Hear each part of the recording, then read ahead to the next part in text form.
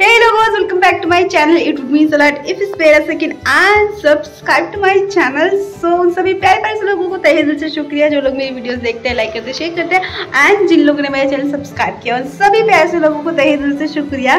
तो आज है 28 जनवरी और आज से मैं स्टार्ट कर रही हूँ अपनी शॉपिंग।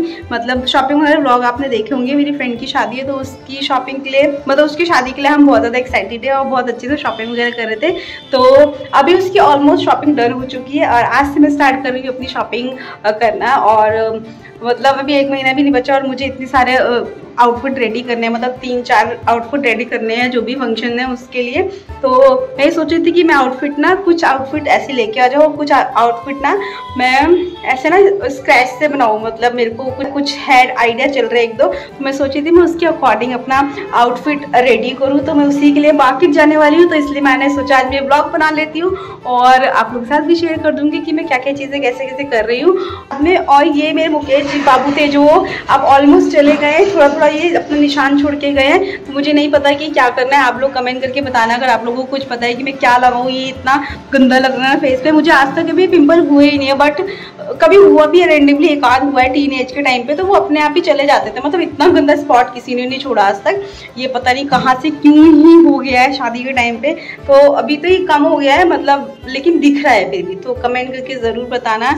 मैं मिलती हूँ आपको जब मैं रेडी होकर निकलूँगी। ऑलमोस्ट रेडी हूँ, बस खाना खाना है उसके बाद निकलेंगे। मैं अकेले ही जा रही हूँ, मेरी फ्रेंड नहीं जा रही क्योंकि वो किसी और काम से कहीं बिजी है, इंपॉर्टेंट काम से। तो मैं अकेले जा रही हूँ और मुझे टाइम लगेगा जहाँ भी मैं जा रही हूँ, इसलिए मैं अपनी फ्रेंड को लेकर नहीं जा रही हूँ क्योंकि उसकी शादी है तो उसको टाइम से घर आना होता है, मतलब रात होने से पहले घर पहुँचना होता है। इसका क्या होता है ना कि रिचुअल्स होते हैं कि शादी से कुछ टाइम पहले से आप टाइम पे घर पहुँचो एंड ऑल समथिंग। तो वही सारी चीज़ें वही सिनेरियो सबके साथ होता है, तो वही उसके साथ भी है। तो मैं जा रही हूँ अभी और मिलती हूँ मैं आपको मार्केट जाकर डायरेक्ट, या फिर बीच में कुछ हुआ तो बीच में मिलूंगी। तो चलो खाना पीना खाते हैं फिर निकलते हैं, फिर मिलते हैं आपको। आप बने रहिए व्लॉग के अंदर और इसका प्लीज़ इसका इलाज मुझे बताना कमेंट सेक्शन में कमेंट करके। तो मिलते हैं थोड़ी देर बाद। Hello guys, welcome back to my channel again. मैंने व्लॉग ये परसों स्टार्ट किया था, 3-4 दिन का ये व्लॉग है।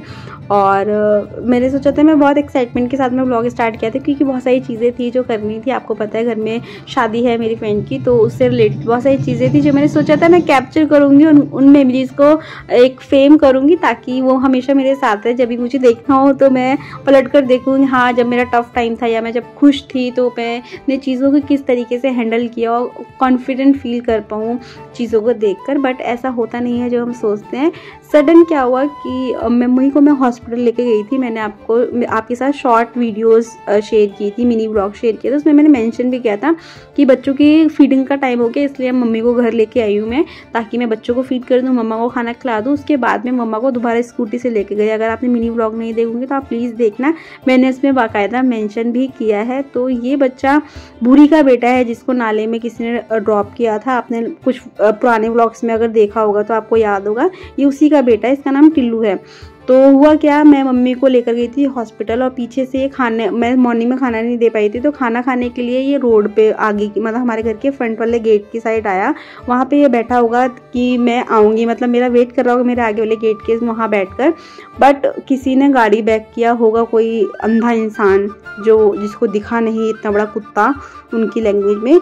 तो उन्होंने इसके बैक वाले पोर्शन पे जो आप देख रहे हो जहाँ मम्मा मेरी दवाई लगा रहे हैं, इस वाले पोर्शन पे पूरा गाड़ी चढ़ा दी है। तो ये बच्चा 99% हैंडीकैप हो चुका है क्योंकि इसके जो बैक वाली बोन है लेग्स की वो पूरा का पूरा ब्रेक हो चुकी है। मैं इसको सेम डे पे नहीं लेके गई, उसके नेक्स्ट डे लेके गई हॉस्पिटल, डॉक्टर नहीं मिले। फिर हमने 2 दिन वेट किया, उसके बाद में 2 दिन बाद लेकर गई जब डॉक्टर अवेलेबल थे वहाँ पे। तो उन्होंने जो भी ट्रीटमेंट करना था उन्होंने मुझे बताया और उसके बाद में उन्होंने कुछ चीज़ें मुझे बताई कि ये चीज़ें आपको करनी है। देन उन्होंने एक्सरे लिखा, तो मैं एक्सरे लेकर गई इसको कराने के लिए।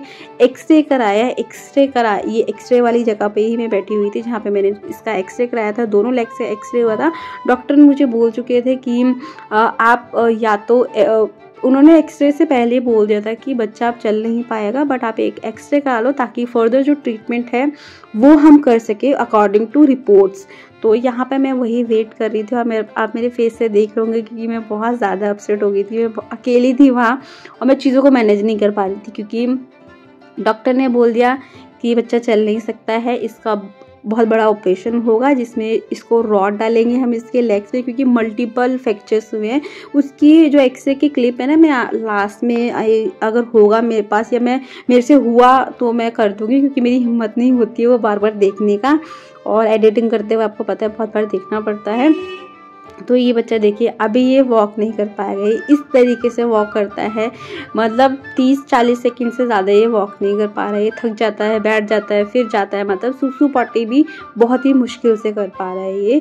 तो ये है तो डॉक्टर ने कहा है अब ये नहीं चल पाएगा, हमें इसका ना चाहते हुए एक ऑपरेशन करना पड़ेगा जिसमें इसके पैर में रॉड डलेगी, और 15 से 20% चांस है कि बच्चा हो सकता है कि एनेस्थीसिया के बाद उठे ना। तो अभी आपने वीडियो देखा होगा, जो भी सिनेरियो था, जो भी चीज़ें हुई 5-6 दिन में मैंने आपके साथ शेयर कर दी हैं। और कल है ऑपरेशन बच्चे का, मतलब कुत्ते के बच्चे का। तो कल 2 बजे मुझे ओटी में पहुंचना है। 2 दिन का टाइम डॉक्टर ने दिया था, तो एक दिन सारी चीज़ें मैनेज करने में चला गया आज का, और कल का अपॉइंटमेंट मिला है 2 बजे का। तो ओटी में लेके जाना है बच्चे को और उसका ऑपरेशन होगा। एंड फिंगर्स क्रॉस कि सब कुछ ठीक हो और बच्चा अच्छे से सर्वाइव कर जाए, क्योंकि डॉक्टर ने मुझे कल ही क्लियर कर दिया था कि आपको मेंटली, फिजिकली एंड फाइनेंशियली तीनों तरीके से स्ट्रॉन्ग होकर आना पड़ेगा, क्योंकि देयर इज़ चांस कि बच्चा सर्वाइव ना करे, क्योंकि बेबी अभी बहुत छोटा है। डॉग का जो बच्चा है वो बहुत ज़्यादा छोटा है, मैं उसको बच्चा बोलूँगी, बाबा डॉग एक्सप्लेन नहीं करूँगी। टिल्लू बहुत ज़्यादा छोटा है, 6 मंथ का भी नहीं है, तो हो सकता है वो सर्वाइव ना कर पाए उस पेन के साथ, क्योंकि 3 घंटे का प्रोसेस होगा और 3-4 घंटे का बोला है डॉक्टर का प्रोसेस होगा। एंड सारी चीज़ होगी, एनेस्थीसिया भी दिया जाएगा उसको, और ब्लड लॉस भी होगा, टेम्परेचर डाउन भी होगा, जो भी चीज़ें होती है ऑपरेशन के दौरान वो सारी चीज़ें होंगी। तो डॉक्टर ने क्लियर कर दिया है सारी चीज़ें, एंड उन्होंने बोला लास्ट डिसीजन आपका है कि क्या करना है, करवाना है या नहीं करवाना है, क्योंकि बच्चा चल तो पाएगा नहीं, हैंडीकैप तो है ही वो 99%। एंड अगर आप केयर कर सकते हो इस तरीके से बच्चे को पेन में रखकर तो आप कर लीजिए, या स्ट्रॉन्ग बनकर आप ऑपरेशन करा दीजिए। तो कोई और ऑप्शन है नहीं मेरे पास कि मैं कुछ और करूं, तो लास्ट यही एक ऑप्शन बचता है कि ऑपरेट करवाना है। That is very difficult for me. मतलब अभी तक हमने 2-3 साल में बहुत बच्चों को बहुत सेवा की है, बहुत बच्चों का ट्रीटमेंट कराया, बट ये वाला इट्स वेरी डिफ़िकल्ट कि मतलब हमें पता है कि 20% चांस है कि बच्चा सर्वाइव नहीं करेगा, उसके बाद भी हमें ना चाहते हुए ऑपरेशन कराना पड़ेगा, ना चाहते हुए भी हमें साइन करने पड़ेंगे पेपर पे, कि जो पेपर वो साइन करवाते हैं उन्होंने मुझे पहले रीड करवा दिया कि ये आपको साइन करना पड़ेगा कि यहाँ बाद में इशू करो या कुछ भी, तो मुझे वो करना पड़ेगा। मेरी हालत भी बहुत ज़्यादा ख़राब है, क्योंकि मेरा ऐसे ना बार बार इमोशनल ब्रेकडाउन हो रहा है कि यार क्या करना पड़ रहा है लाइफ में। बाकी और तो सारी चीज़ें ठीक है, बच्चा ठीक है, खाना पीना खा रहा है। अभी इसको 8 बजे के बाद कुछ नहीं देना है। कल शाम को ही 8 बजे 9 बजे जब ऑपरेशन से बाहर आएगा, नॉर्मल होगा, तो उसको खाना दिया जाएगा, अदरवाइज़ अभी हम उसको कुछ नहीं दे सकते। इवन पानी भी डॉक्टर ने मना कर दिया है। तो बस यही था, और मैंने सोचा कि मैं वीडियो बनाकर आप लोगों को इन्फॉर्म कर देती हूँ जो भी सिनेरियो है उस चीज़ के लिए, क्योंकि मेरे दिल से ना ऐसे निकल जाएगा। मैं ये चीज़ शेयर भी नहीं कर सकती। ऑब्वियसली मैं फैमिली में शेयर कर सकती हूँ, मेरी फैमिली बहुत सपोर्टिंग है, बहुत ज़्यादा सपोर्ट करती है, बट कई बार होता है ना हम नहीं बोल पाते किसी को, हम क्या ही बोले यार। तो मैंने बस कैमरा ऑन किया और मैं यहाँ शूट कर रही हूँ, ताकि ये एक मेमोरी कलेक्ट हो जाए, और मैं जब भी टफ टाइम हो मेरी लाइफ में या